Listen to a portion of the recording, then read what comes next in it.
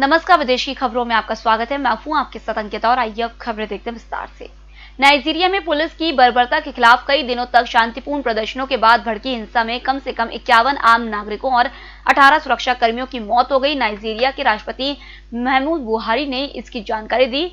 बुहारी ने हिंसा के लिए उपद्रव को जिम्मेदार ठहराते हुए कहा कि सुरक्षा बलों ने अत्यंत संयम से काम लिया। राष्ट्रपति की टिप्पणियों से अफ्रीका के इस सबसे बड़े जनसंख्या वाले देश में तनाव और बढ़ सकता है।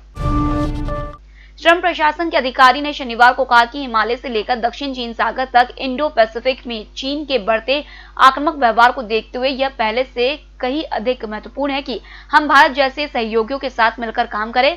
क्वाड के विस्तार को लेकर ट्रंप प्रशासन ने कहा कि फिलहाल इसकी कोई योजना नहीं है। अधिकारी ने कहा, क्वाड शिखर सम्मेलन के बारे में फिलहाल कोई योजना नहीं है, लेकिन भविष्य में कुछ भी हो सकता है। अमेरिका का यह बयान ऐसे समय पर आया है जब अमेरिकी विदेश मंत्री माइक पोम्पियो और अमेरिकी रक्षा मंत्री मार्क एस्पर अगले हफ्ते भारत के दौरे पर आने वाले हैं। अमेरिकी जन नीति शोधकर्ता माइकल रूबिन ने दावा किया है कि चीन पाकिस्तान की आतंकी गतिविधियों का इस्तेमाल भारत के खिलाफ बतौर हथियार कर रहा है, जबकि पाकिस्तान चीन को अपनी आतंकवादी गतिविधियों को लेकर वैश्विक ढाल के रूप में देखता है। वॉशिंगटन एग्जामिनर में अपने एक लेख में रूबिन ने कहा, बीजिंग आतंकवाद पर अंकुश लगाने के लिए प्रतिबद्ध नहीं है, वह इसका इस्तेमाल भारत के खिलाफ कर रहा है। FATF पाकिस्तान के खिलाफ आतंकवाद पर अंकुश लगाने में विफल रहने के लिए बड़ी कार्रवाई तय करने वाला है। इसमें तय होगा कि पाकिस्तान काली सूची में जाएगा या फिर ग्रे लिस्ट में ही रहेगा।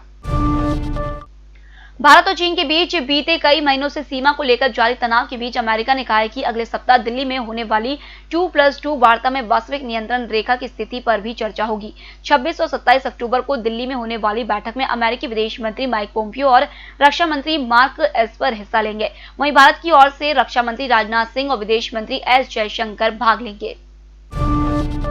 राष्ट्रपति डोनाल्ड ट्रंप ने कहा है कि इजरायल के साथ संबंध सामान्य करने के लिए सूडान पहल करेगा। अमेरिका की मध्यस्थता में ऐसा करने वाला यह तीसरा देश हो सकता है।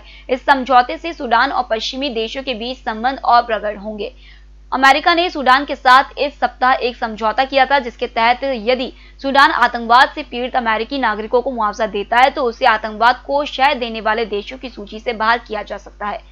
अमेरिका में होने वाले राष्ट्रपति पद के चुनाव से पहले इसे ट्रंप की उपलब्धि के रूप में देखा जा रहा है। नेपाल के प्रधानमंत्री केपी शर्मा ओली भारतीय खुफिया agency research and analysis wing के प्रमुख सामंत कुमार गोयल से मिलकर अपनी ही पार्टी के निशाने पर आ गए हैं।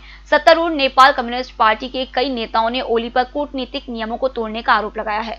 बता दें कि बुधवार रात को ओली ने अपने आधिकारिक निवास में रॉ चीफ गोयल से अकेले में मुलाकात की थी। नेपाल कम्युनिस्ट पार्टी के नेता भीम रावल ने कहा, गोयल और ओली के बीच जो बैठकें हुई वह कूटनीतिक नियमों के खिलाफ है और इससे राष्ट्रहितों की पूर्ति नहीं हुई। बैठक विदेश मंत्रालय के संबंधित संभाग के साथ बिना परामर्श के गैर पारदर्शी तरीके से हुई।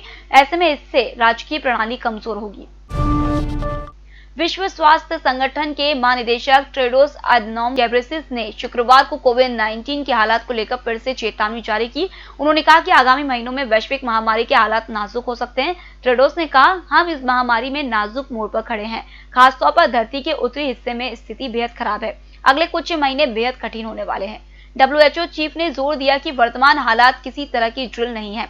उन्होंने साथ में जोड़ा कि कुछ देश बेहद खतरनाक राह पर चल रहे हैं।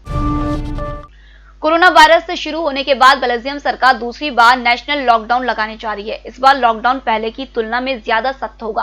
सरकार ने फिलहाल अस्पतालों को अलर्ट पर रखा है। इसके साथ ही नॉन अर्जेंट सर्जरीज टालने का फैसला भी किया है। इसका मकसद अस्पतालों में भीड़ कम करना और बेड खाली रखना है। नए प्रधानमंत्री अलेक्जेंडर डी क्रू ने कहा है, इसके अलावा कोई रास्ता भी नहीं है। हमें अपने सिस्टम को बेहद जल्द दुरुस्त करना होगा। सभी तरह के इवेंट्स रद्द कर दिए गए हैं। पार्कों को बंद कर दिया गया है। एक नई स्टडी में कहा गया है कि अमेरिका में फरवरी तक संक्रमण से मौतों की संख्या 5 लाख के पार हो सकती है। अमेरिकी चुनाव में यह सबसे बड़ा मुद्दा बन गया है। राष्ट्रपति डोनाल्ड ट्रंप इसको लेकर दबाव में है। यूनिवर्सिटी ऑफ वॉशिंगटन ने एक नई स्टडी में कहा गया है कि अमेरिका में फरवरी तक संक्रमण से मौतों की संख्या 5 लाख के पार हो सकती है। अमेरिकी चुनाव में यह सबसे बड़ा मुद्दा बन गया है। राष्ट्रपति डोनाल्ड ट्रंप इसको लेकर दबाव में है। यूनिवर्सिटी ऑफ वॉशिंगटन ने इस एक रिसर्च में कहा है कि दूसरी लहर पर काबू नहीं पाया गया तो 5,11,000 लोगों की जान जा सकती है।